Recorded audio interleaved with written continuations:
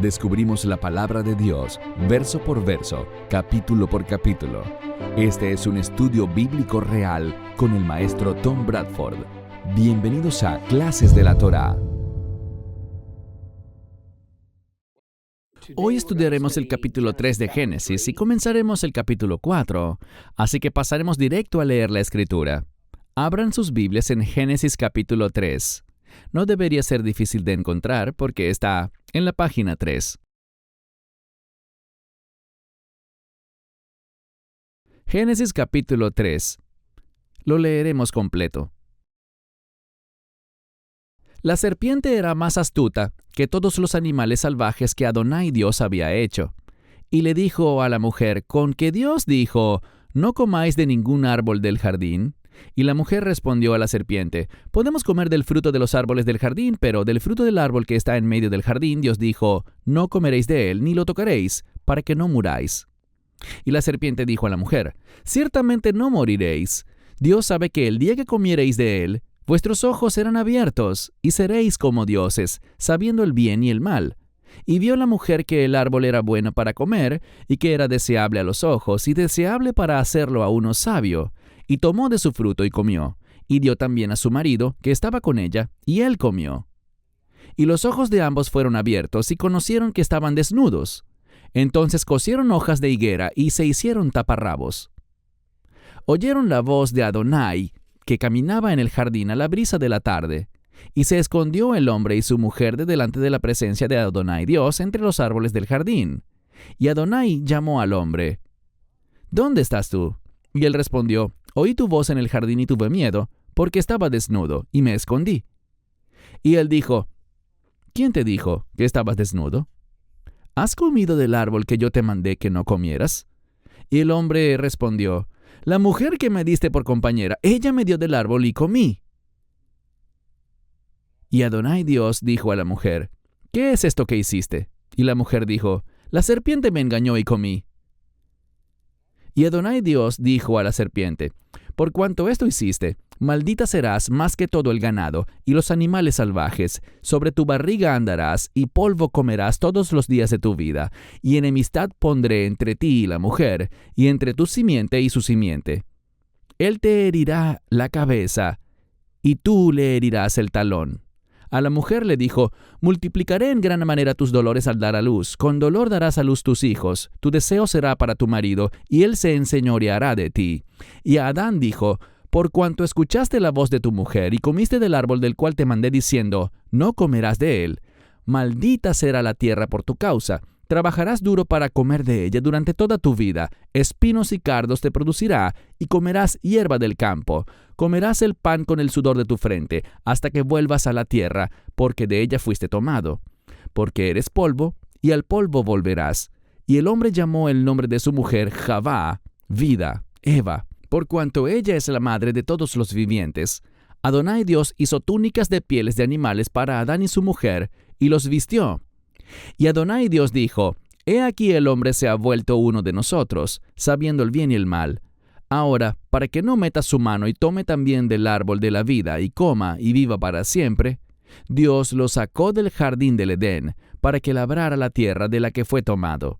Echó pues fuera al hombre y puso al oriente del jardín del Edén querubín, o querubines, y una espada encendida que se revolvía en derredor para guardar el camino hacia el árbol de la vida. Los grandes rabinos y sabios judíos de la antigüedad señalan algo muy interesante en el verso 1 sobre la serpiente. La serpiente era diferente a los animales salvajes que Dios había creado. La serpiente no era uno de los animales salvajes. No solo era más astuta que estos animales, sino que podía hablar. Miren con cuidado las palabras que se usan en estos versos. En el idioma español, en la mente y cultura occidental, esto se tiende a leer con la palabra otro, haciendo que el versículo diga que era más astuta que otros animales salvajes. Pero eso no es lo que dicen las Escrituras. El versículo dice que todos los animales salvajes. Por lo visto, la serpiente no estaba categorizada como animal salvaje. La serpiente era singular, un ser viviente diferente, aparte, pero en una forma negativa. Ahora, ¿habrá tomado posesión el espíritu de Satanás de una pobre e incauta serpiente? ¿O Satanás tomó la forma física de una serpiente, diferente y por lo visto atractiva, una forma hecha por él mismo para poder ser visible y comunicarse con Adán y Eva? Satanás puede falsificar cualquier cosa. Y concuerdo con muchos eruditos de la antigüedad en que la serpiente pudo haber sido un intento de Satanás en imitar a Dios, creando vida, falsificando vida. Aparentemente, al principio, la serpiente podía moverse usando patas, porque vemos que una de las consecuencias con las que Dios maldijo a la serpiente fue que iba a tener que arrastrarse sobre su barriga a partir de ese momento. Y claro, fue esa vieja serpiente la que llevó a la mujer, y luego al hombre, a rebelarse contra Dios. Pero noten que la serpiente estaba ubicada ¿dónde? Dentro del jardín del Edén. Un lugar santo. Hay otro ejemplo del jardín, que es un lugar físico de 4 dimensiones, como un paralelo del cielo. Y el cielo es un lugar que no es físico, es un lugar espiritual, fuera de las 4 dimensiones del universo. Y sin embargo, lo que pasó en el jardín es paralelo de lo que pasa en el cielo, porque sabemos que Satanás estuvo en el cielo en un momento dado, un ser especial y espiritual, la criatura espiritual más bella que jamás hubo, próximo a Dios mismo. Y no le quiero llamar ángel porque hay muchas variedades de seres celestiales y espirituales, además de los ángeles. Los querubines y los serafines son seres espirituales, pero no son ángeles. Ellos son diferentes. Son seres espirituales aún más poderosos que los ángeles. Y Satanás, llamado Lucifer, en muchas otras Biblias, vivía en el cielo cuando se rebeló contra Dios y fue arrojado a la tierra por esa rebelión. Oigamos lo que dice Lucas 10, 18 al 19. Yeshua les dijo: yo vi a Satanás caer como un rayo del cielo. Recuerden que les he dado autoridad para pisar serpientes, escorpiones y todas las fuerzas del enemigo, y ustedes no sufrirán daño alguno. Isaías 14, 12. ¿Cómo has caído del cielo, oh lucero, hijo de la mañana? ¿Cómo has sido derribado al suelo, tú que conquistabas naciones? Noten que solo en versiones más antiguas de la Biblia encontraremos la palabra Lucifer en lugar de lucero. Lucifer es una versión latinizada del término griego para lucero, y los editores de las traducciones modernas de la Biblia se dieron cuenta de que usar un nombre propio, Lucifer, no es lo pertinente, así que en verdad no hay un nombre propio para Satanás. En esta historia de la expulsión de la serpiente del jardín, es esencialmente la misma historia de su expulsión del cielo, solo que en vez de ocurrir en un ámbito espiritual, el cielo, aconteció en un ámbito físico, el jardín del Edén. Tenemos a la serpiente, una criatura muy especial, diferente a todas las otras criaturas vivientes, caminando erecta por el jardín del Edén, viviendo en la presencia de Dios. Luego se revela, su forma cambia y es arrojada del jardín. Es todo un paralelo a cuando Satanás fue arrojado del cielo. Este es otro ejemplo de la realidad de la dualidad. Satanás comienza su arremetida diciéndole a Adán y a Eva que Dios era un mentiroso. En el verso 3, luego de que Dios le había instruido a Adán que si comía del árbol del bien y del mal moriría, la serpiente le dice: ciertamente no moriréis. Y como resultado de tal blasfemia, la serpiente fue arrojada del jardín. Más que eso, fue arrojada hacia el polvo, y ahora debía arrastrarse sobre su barriga. Satanás primero fue arrojado de un ámbito espiritual, del cielo, y exiliado al ámbito físico en la tierra. En hebreo, la palabra para tierra o suelo es Adán-A o Adamá. Luego la serpiente fue arrojada del jardín y maldecida a arrastrarse sobre su barriga en la Adamá, en el polvo del suelo. Este es otro paralelo exacto, otra demostración de la realidad de la dualidad. Este evento de cuando Adán y Eva comieron sin permiso del árbol del conocimiento del bien y del mal, es lo que los cristianos llaman la caída del hombre, la caída de la gracia o simplemente la caída. Y es muy interesante que los rabinos judíos de la antigüedad ven este evento un poco diferente. Los cristianos evangélicos, porque no todas las denominaciones lo ven de esta manera, generalmente ven la caída como el evento en el que se rompe la relación entre el hombre y Dios, y el mal pasó a estar vivo de una manera que tiene consecuencias físicas, al igual que espirituales. Fue en ese momento cuando el pecado no solo entró al mundo, sino que se hizo parte de la naturaleza humana, parte de nuestra fibra y quizás parte de nuestro material genético. Y como resultado de nuestra naturaleza pecaminosa, morimos, no solo físicamente, sino espiritualmente y por lo tanto eternamente. Por eso necesitamos un Salvador, uno que nos libere, nos rescate y nos restaure a una condición igual a la que Adán tenía antes de pecar. Los judíos, por otro lado, ven lo que sucedió en el jardín como un tipo de liberación. Es muy interesante. Es decir, al hombre le fue dada la habilidad y la responsabilidad de tomar decisiones. Antes del acto de rebelión de Adán y Eva, ellos simplemente hacían lo que Dios les decía, casi como robots, en la opinión de muchos sabios, porque no había otra opción. ¿Por qué? Porque solo existía para Adán y Eva el bien, y el bien era el único camino puesto por Dios, y no había alternativa. Pero cuando la serpiente introdujo el mal, la humanidad ganó una clase de libertad. Ahora podemos escoger por nosotros mismos si amamos a Dios, si lo obedecemos a Él, o podemos escoger seguir nuestros propios caminos engañosos y corazones infectados y hacer lo que queramos. Y hasta cierto grado la humanidad podía incluso escoger cómo seguir a Dios, es decir, cada uno podría buscar su propia salvación, por así decirlo.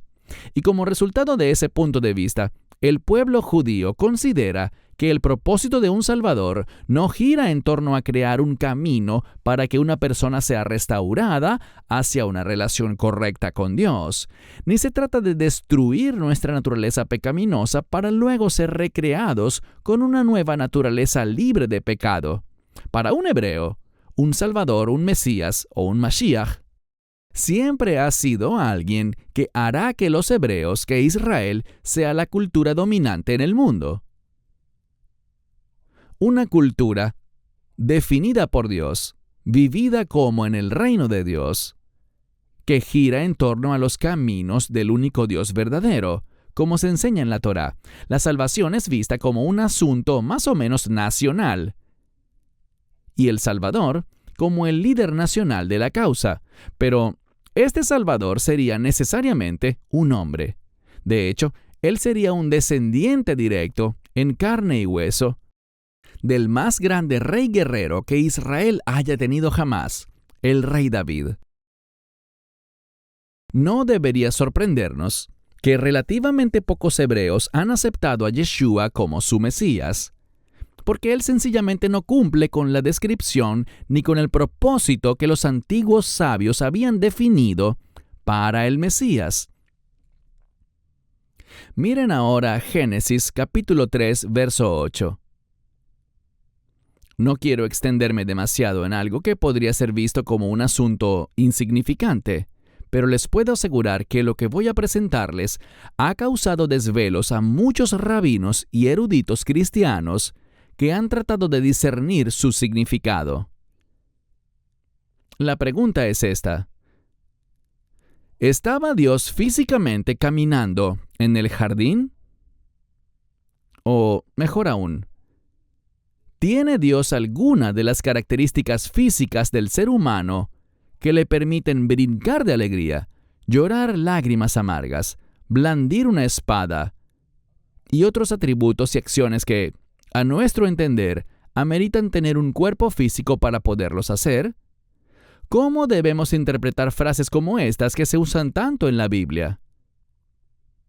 En general, los cristianos evangélicos ya tienen preparada una respuesta cada vez que un atributo de Dios relativo a lo físico es mencionado. Ese debe haber sido Jesús. Quizás si uno solo lee el Nuevo Testamento e ignora el Antiguo Testamento, entonces Jesús sería una respuesta lógica, aunque no del todo satisfactoria. Los judíos tienen puntos de vista alternativos en cuanto al significado que estas emociones humanas y características aparentemente físicas atribuidas a Dios debería tener para nosotros. No estoy aquí para convencerlos de ninguna respuesta en particular, porque no tengo problema en aceptar que algunas cosas sencillamente son misterios que están más allá de la capacidad intelectual del ser humano.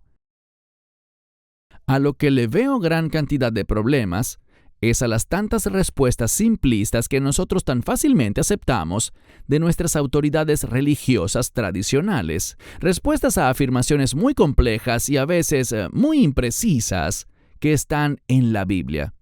El ser humano tiene tendencia a querer llenar los espacios vacíos cuando algo en la Biblia no aparece completamente explícito, pero eso puede ser un poco peligroso. Si bien los judíos no tienen un solo punto de vista acerca de casi nada, así como los cristianos no tienden a tener un solo punto de vista, lo que estoy a punto de leerles es un consenso general entre los rabinos y los sabios judíos con una minoría de opiniones discordantes. Maimónides, el Rambam, fue tal vez uno de los más grandes y respetados eruditos judíos de todos los tiempos. Él vivió en el siglo XII después de Cristo. En vez de parafrasear sus ideas sobre este tema particular, simplemente les citaré su punto de vista. No es muy largo. Esto es lo que dice Maimónides sobre este asunto. Debido a que los asuntos concernientes a las experiencias corporales son tales, todas las palabras en relación con esto mencionadas en la Torá y en los profetas son a modo ilustrativo y en sentido figurado. Ejemplos de estos son: el que se sienta en los cielos se ríe, y ellos me provocan, Elohim, Dios, a ira, y así el Señor se deleitará, etc. Los sabios de la antigüedad decían que la Torá está redactada en nuestros términos. En Jeremías 7:19 dice: ¿acaso ellos me provocarán a ira? Mientras que en Malaquías 3:6 dice: porque yo, el Señor, no cambio. Si Dios realmente estaba a veces enojado y a veces gozoso, entonces estaría cambiando. Tales características solo se encuentran en la existencia oscura y gris de tener un cuerpo, que vive en chozas de lodo creadas del polvo. Pero Dios es más alto y está por sobre todas esas cosas. Luego continúa en otro comentario: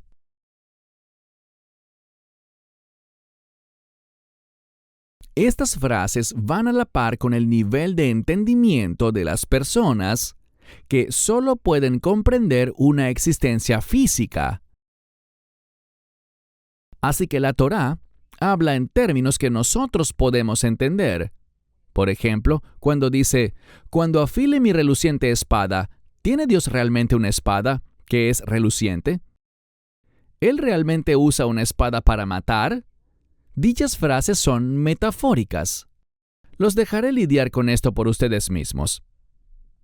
La cuestión es que tenemos que ser reacios a estar atribuyéndole a Dios nuestros atributos humanos. Dios no es un hombre. Él es espíritu.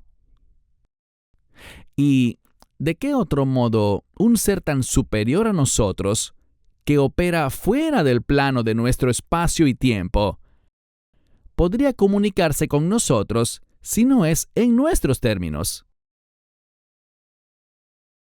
¿Qué otro fraseo descriptivo hay en nuestro lenguaje para describir al Señor que no sean las palabras con las que los seres humanos están familiarizados?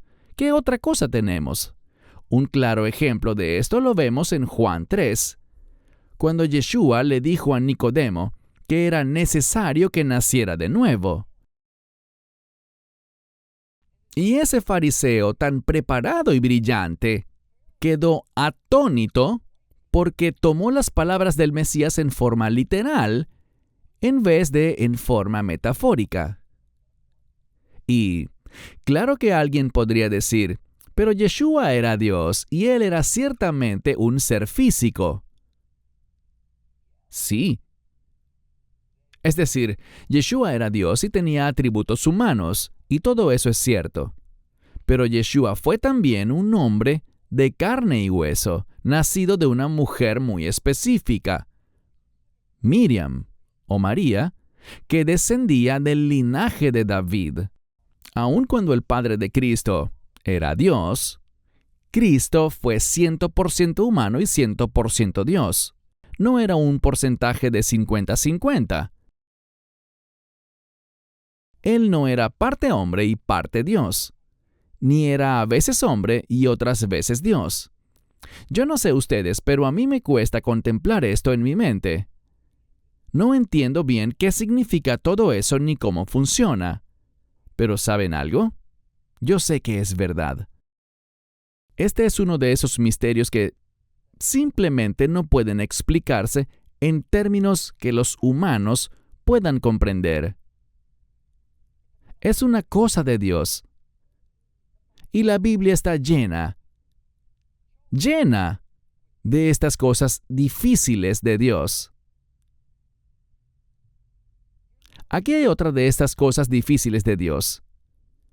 El Midrash Rabbah, un antiguo libro judío de comentarios, señala algo muy interesante al hacer una conexión entre algunas palabras del rey Salomón y lo que sucedió como resultado de comer del fruto prohibido en Génesis. En Eclesiastés 1:18, las Sagradas Escrituras nos dicen esto: porque en la mucha sabiduría hay mucha angustia, y entre más conocimiento hay más sufrimiento. El Midrash Rabbah nos explica que en Génesis 3:6, Javá, o Eva, revela que había 3 cosas acerca de ese árbol que causaron un irresistible deseo en ella. Primero, el fruto del árbol. Aparentemente, se veía delicioso para comer. Segundo, el árbol en sí era hermoso. Y tercero, el tomar parte de ese árbol le daría sabiduría. Es decir, que lo que ella más buscaba era sabiduría. Miren el nombre del árbol, el árbol del conocimiento del bien y del mal. Su acto se debió principalmente al deseo de adquirir conocimiento, y a medida que envejecemos en la vida, ciertamente encontramos que la declaración de Salomón es muy cierta. Entre más sabes, más desearías no saber. Cuando hablamos de ver la vida, al hacernos mayores, a través de los ojos de un niño, nos referimos a que los niños no saben todavía sobre las cosas malas de la vida. Ellos todavía creen que si te esfuerzas lo suficiente, o sueñas en grande, o si te portas bien, nada malo te sucederá. Los niños todavía no han aprendido que las personas no siempre hacen lo que dicen que harán, o lo que deberían hacer. O que algunas personas, sin razón alguna, te harán daño. Algunos pueden hasta quitarte la vida o la libertad. A esto le llamamos la inocencia de la niñez. ¿Cómo es que eventualmente pierden esa inocencia? Con el conocimiento. Es por el conocimiento. Así que el conocimiento y la sabiduría traen sus propios problemas. Aún así, el ser humano desea, como Eva, buscar conocimiento y sabiduría. ¿Podemos aceptar que no todo conocimiento es bueno para nosotros? Por lo visto no, porque los humanos al parecer tienen un apetito insaciable por el conocimiento. Al parecer hay conocimiento que los humanos, al menos los humanos que no tienen el Espíritu de Dios en ellos, no saben manejar o no saben discernir bien. Se dice que estamos en la era de la información, en la que llevamos al menos unos 35 años. ¿Es el mundo un mejor lugar hoy en día debido a todo este conocimiento? ¿O toda esta información que tenemos al alcance de la mano parece producir el mal así como produce el bien? ¿Son nuestras vidas hoy en día, es tu vida más pacífica, significativa y fructífera debido a esta vasta expansión de conocimiento y tecnología? El Midrash Rabbah nos explica que había otro fundamento que actuó en la historia de la caída de la humanidad. Javá, o Eva, distorsionó las instrucciones de Dios para su esposo Adán, o bien, Adán añadió a los mandamientos de Dios acerca de no comer del fruto prohibido cuando se los comunicó a Eva. Porque cuando miramos en Génesis 2:16 y 17, vemos que Dios le dijo esto a Adán. Adonai, Dios, le dio a la persona, es decir, a este hombre, Adán, esta orden: puedes comer de todo árbol del jardín, excepto del árbol del conocimiento del bien y del mal. No comerás de él, porque el día que comas de él, de cierto morirás. Pero, cuando la serpiente le preguntó a Eva por qué se les había prohibido comer de ese árbol en particular, ella respondió en Génesis 3, versos 2 y 3. La mujer respondió a la serpiente: podemos comer del fruto de los árboles del jardín, pero acerca del fruto del árbol en medio del jardín, él dijo: no comerán de él ni lo tocarán, para que no mueran. ¿De dónde sacó la noción de que no se podía tocar? Alguien, ya sea Adán o Eva, le añadió al decreto de Dios. El Midrash señala esto, citando Proverbios 30, verso 6. No añadas nada a sus palabras para que no te reprenda ni seas hallado mentiroso. Esta es exactamente la situación con Eva, o con ambos, Adán y Eva, porque algunas palabras fueron añadidas. ¿Y qué causó eso? Probó que son mentirosos. El hombre tiene mucha tendencia a añadir cosas a la palabra de Dios, más que a quitarle cosas. Y la vieja serpiente supo que al instante en que Eva, o tal vez Adán, mintiera, por adornar lo que las instrucciones de Dios realmente eran, ya los tenía en sus garras. Es muy peligroso añadir cosas a la palabra de Dios. Los hebreos lo hicieron y aún lo hacen. Los cristianos lo hacen todos los días. Y el resultado no es nada bueno. Bueno, sigamos con otro tema. En el verso 15, obtenemos esta declaración profética mesiánica, pero para ser honestos también es muy imprecisa. Y pondré enemistad entre tú y la mujer, entre tu simiente y su simiente. Él te herirá en la cabeza y tú lo herirás en su talón. Aquí claramente encontramos, apenas al principio de la Biblia, un vistazo del plan de Dios para restaurar a la humanidad a Él mismo. Debo decir con toda honestidad que si esto fuera todo lo que yo tuviese para seguir adelante, en los días de Moisés o de David, no creo que yo hubiese interpretado esa declaración, ni remotamente, como una profecía mesiánica de salvación. Más bien lo habría entendido como algo confuso. Es mucho más fácil verlo posteriormente, luego de la venida y la ida del Mesías. Es más fácil ahora reconocer este y otros versos del Antiguo Testamento por lo que son, una profecía de la venida de nuestro Redentor. A veces nos gusta criticar o menospreciar a los hebreos antiguos, sobre todo por su falta de entendimiento de cuál era el plan de Dios. Pero es muy normal que los hombres, tanto en esa época como ahora, solo le crean a Dios después del hecho concreto. No importa cuántos profetas envió Dios a Israel, siempre hubo pocos israelitas que creyeron en lo que esos hombres decían, y las consecuencias fueron terribles.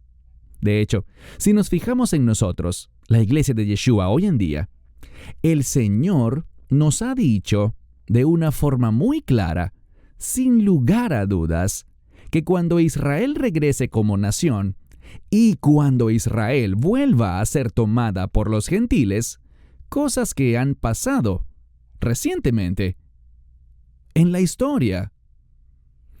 Esta es la señal de que estamos viviendo en los últimos días. Esta es la señal. Se nos ha dicho que Jerusalén y la tierra de Israel se convertirán en una copa de vértigo para todo el mundo, y verdaderamente eso es justo lo que ha pasado. ¿Cuándo se ha visto en toda la historia que Jerusalén haya causado vértigo o temor a cualquier otro pueblo que no sean los israelitas? Es verdad que los judíos sacaron de control a los babilonios, los griegos, los egipcios y los romanos, pero Jerusalén nunca fue un lugar medular para el mundo, o un lugar donde lo que sucediera allí pudiera desestabilizar al mundo. Pero, ciertamente, se ha convertido en eso en este tiempo. Quizá no para algunos, pero sí para mí. Se nos ha dicho que cuando veamos suceder todas estas cosas, miremos hacia arriba, porque nuestra salvación y el fin del mundo, como lo conocemos, está cerca. Hemos visto suceder estos eventos ante nuestros propios ojos.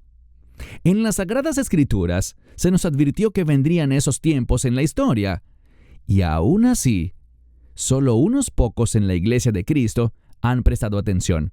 Muy pocos. Hagamos la promesa de dejar de ser ciegos ante estos tiempos increíbles que estamos viviendo. No seamos ajenos a lo que esto significa, ni pasivos en nuestra manera de responder. En general, cuando nos volvemos indiferentes hacia estos eventos, ¿saben qué es eso? Estamos haciendo lo mismo que los hebreos de la antigüedad, cuando Dios les advirtió lo que había de venir, y ellos oyeron sin darle importancia, y siguieron con sus vidas como si nada. Y los resultados fueron devastadores para millones de israelitas. Noten lo que dice el verso 21. Dios hizo túnicas de pieles de animales para Adán y Eva. ¿Por qué usar pieles de animales para vestirlos? Ya ellos se habían hecho unas vestiduras usando vegetación. Ya ellos se habían cubierto con vegetación. Eso debería haber servido, pero al parecer no bastaba según la perspectiva de Dios.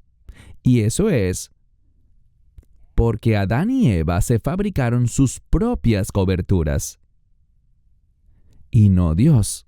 Y de esto aprendemos una valiosa lección. El hombre no puede crear su propia cobertura para el pecado. Aquí vemos el resultado final del primer sacrificio de sangre en la Biblia. ¿De dónde se saca la piel de animal? De un animal muerto. ¿Existía la muerte de alguna cosa hasta ese momento? Por lo visto, ¿cómo que no? No hemos leído sobre ninguna muerte, aunque es difícil imaginar que los insectos y roedores fuesen criaturas eternas. Y dense cuenta de que el contexto de estos versículos es el jardín del Edén. donde los únicos alimentos permisibles eran plantas, no animales. Así que estos animales cuya piel fue usada para cubrir a Adán y Eva no habían muerto de viejos, ni los habían matado para comer. Tuvieron que matarlos con el propósito de hacer una cobertura. Aquí se establece otro principio fundamental y perenne de Dios al que todos debemos prestar atención. El único pago apropiado para el pecado es el derramamiento de sangre inocente.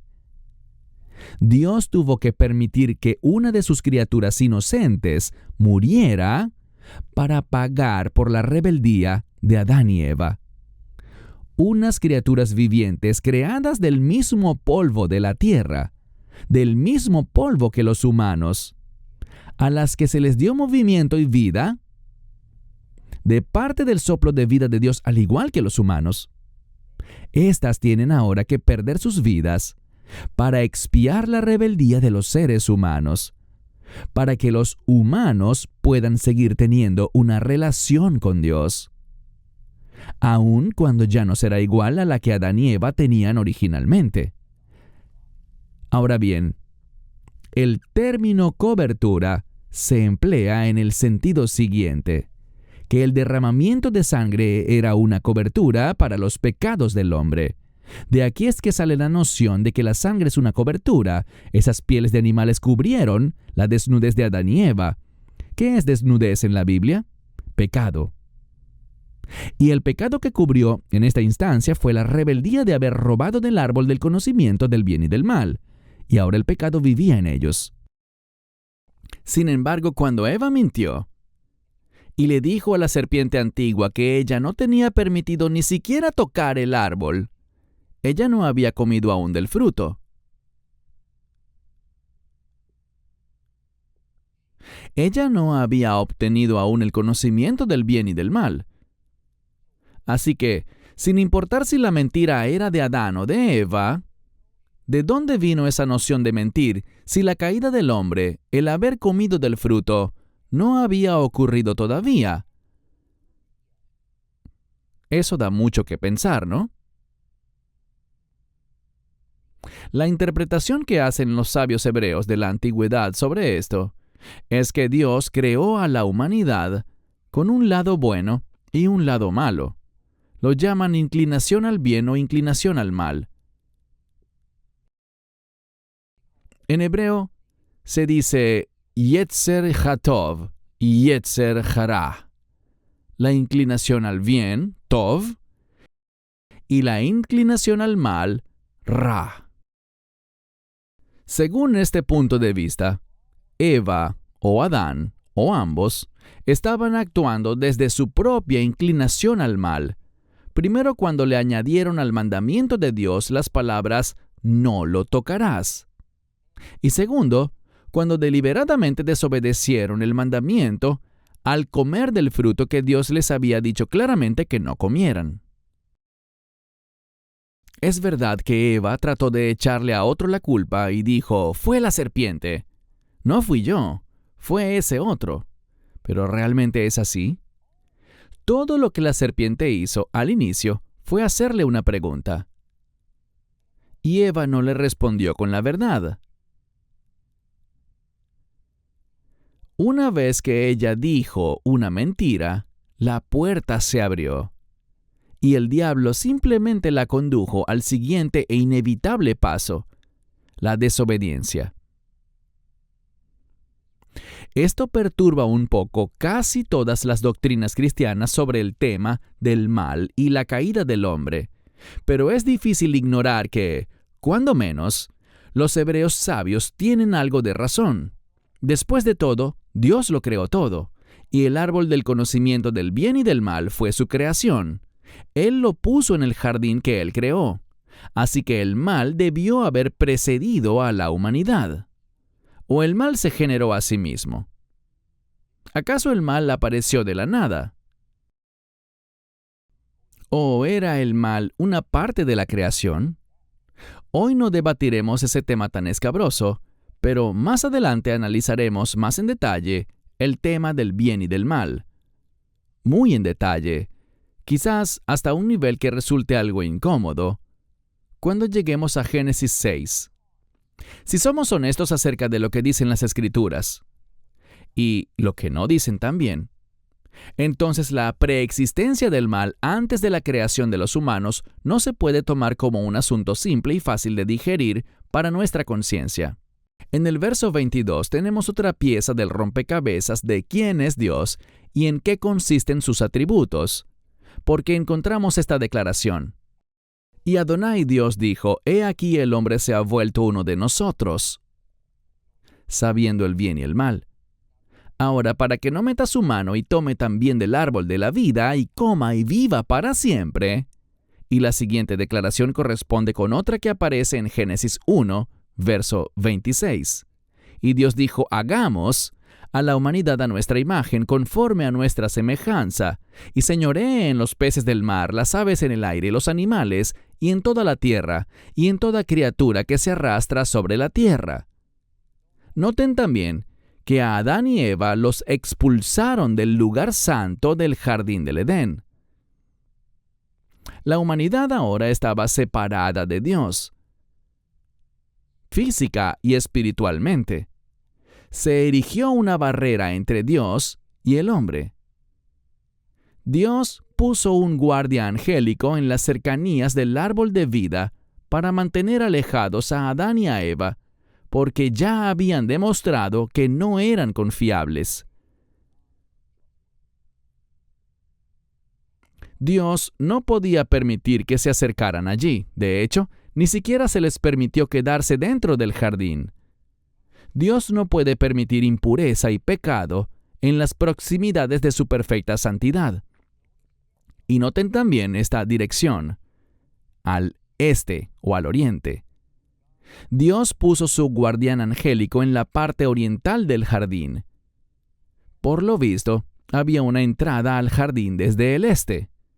Así que tenemos el jardín situado en la parte este de la tierra del Edén, y el ángel fue puesto en el lado oriental del jardín.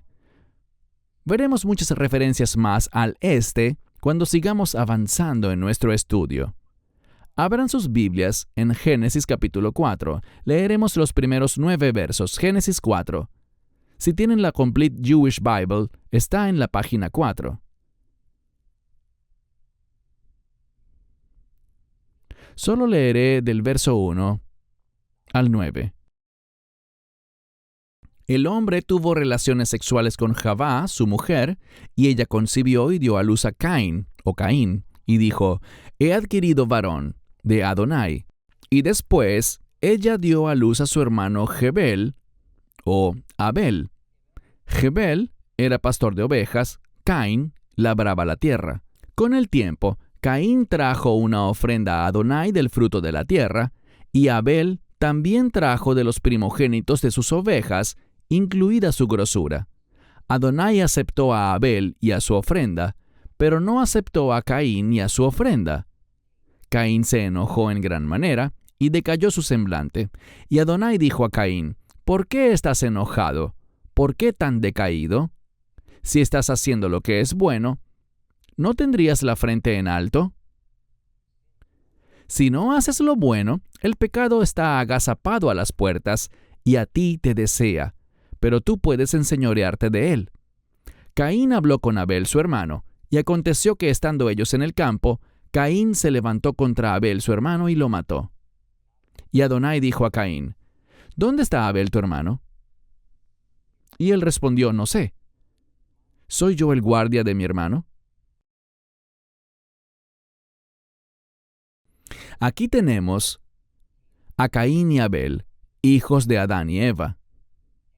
Y tenemos el primer asesinato registrado. Fíjense que dije registrado. Para este momento aparentemente había muchos habitantes en la tierra, y este puede no haber sido el primer asesinato de un ser humano. No lo sabemos.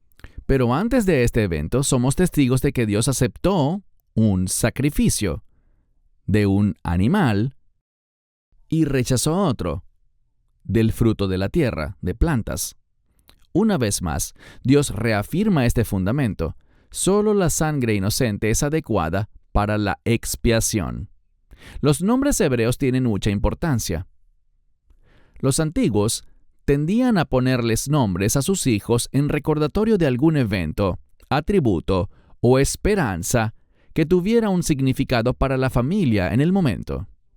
Así que nos ayuda a aprender lo que estos nombres bíblicos significaban, porque nos da información sobre la mentalidad de las personas involucradas y los eventos que daban forma a sus vidas.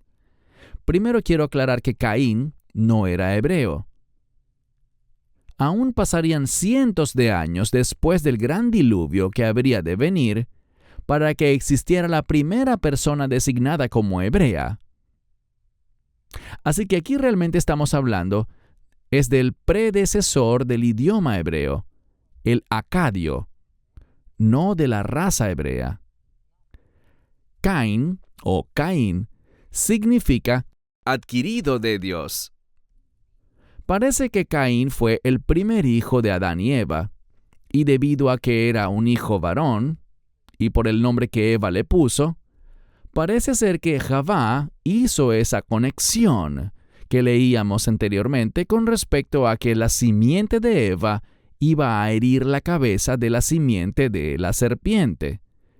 Ella debió haber concluido, lógicamente, que este era el hombre que iba a bregar con la serpiente, con Satanás. También se nos dice que Caín era agricultor. El próximo en nacer fue Jebel, hebreo para Abel. Jebel era pastor. Hay cierto desacuerdo sobre el significado del nombre de Abel. Algunos eruditos dicen que no podemos deducir ningún significado de ese nombre. Otros dicen que Abel es tomado de la palabra hebrea Hebel, que significa aliento o vapor. Transmite un sentido de algo transitorio. Está aquí un momento y luego se va.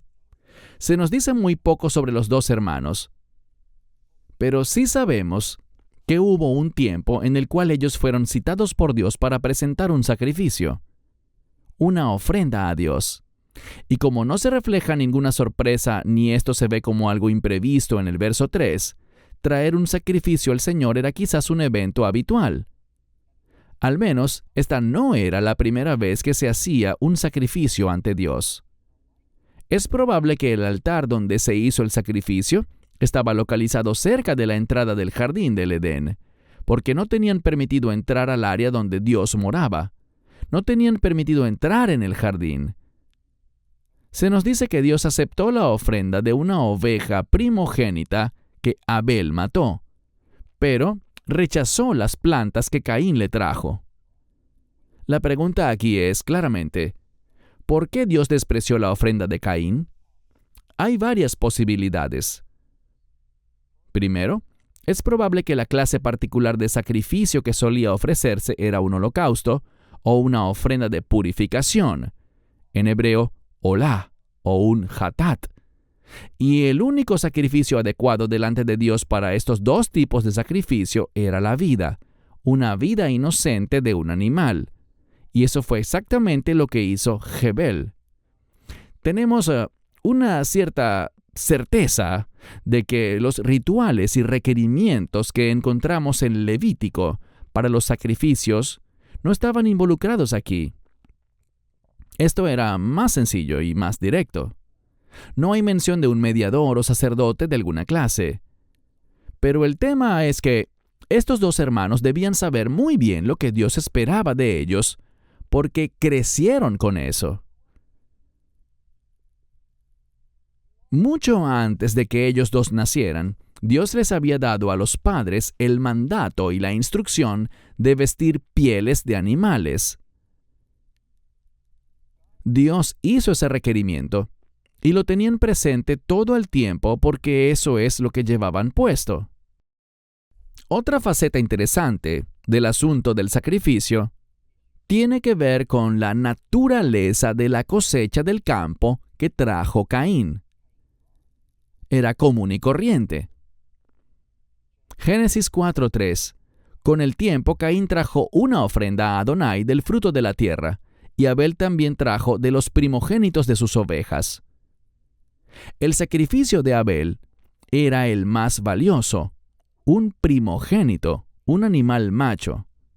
Pero sobre los frutos que Caín trajo de la tierra, no se hace mención de que fueran los primeros frutos o lo mejor del campo, o algo que lo destacara respecto a cualquier otro fruto de la tierra. Los sabios no están totalmente de acuerdo sobre la naturaleza del defecto de la ofrenda de Caín. Algunos dicen que él no debió haber traído plantas, sino que debió haber traído un animal.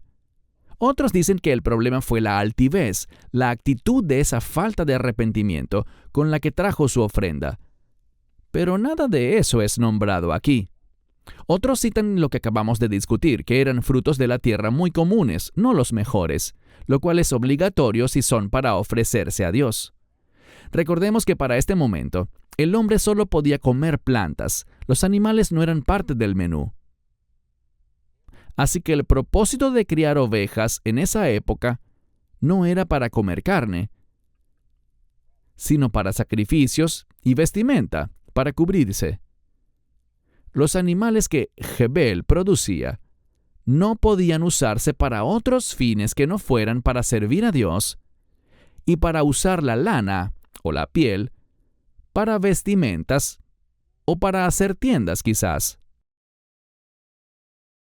Así que podemos combinar estos dos propósitos para las ovejas bajo un mismo título: cobertura. Interesante, ¿no? Espero que puedan notarlo. La oveja, el cordero, era para proveer cobertura, vestiduras para la desnudez física del hombre, y también para proveer cobertura, con su propia sangre inocente, para la desnudez espiritual, el pecado. Pero para este momento, no eran para alimentarse. Continuaremos con este capítulo en nuestro próximo encuentro. Para más enseñanzas de un estudio bíblico real, redescubriendo la palabra de Dios con Tom Bradford, visite toraclass.com o descargue la aplicación móvil de TorahClass.